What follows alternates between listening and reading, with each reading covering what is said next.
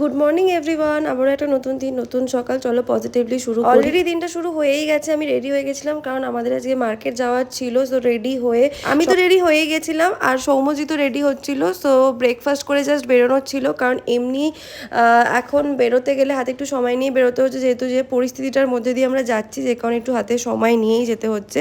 দেন আমি শাড়ির কিছু পার্সেল, শাড়ির কিছু মানে ডিসপ্যাচ করানোর ছিল, এছাড়াও শাড়ির কিছু অর্ডার করানো ছিল। সবটাই আমি এখানে বসে লিখছিলাম, পার্সেল করছিলাম, প্যাকিং করছিলাম। তো দেখছো ফাইনালি মাঝে আমি আর মার্কেটে গিয়ে কিছু ভিডিও করতে পারিনি। এটা ছিল ফেরার টাইমের ভিডিও। সো ওখান থেকে ফিরে আমি আর সৌম্যজিৎ গেছিলাম ফিয়েস্তাতে লাঞ্চ করতে, কারণ প্রচুর খিদে পেয়ে গেছিলো আর অনেক দিনও যাওয়াও হয়নি। সো যে কারণে আমরা গেছিলাম। সো এখানের অ্যাম্বিয়েন্সটা তো ভীষণই ভালো লাগে। অর্ডার করেছিলাম হচ্ছে ক্যানবেরি জুস, তার সাথে হচ্ছে চিকেন বিরিয়ানি আর তার সাথে তন্দুর। সো আজকের ব্লগটা এতটাই রাখছি, কীরকম লাগলো কমেন্ট করে জানিও। দেখা হবে নিউ একটা এক্সাইটিং ব্লগ।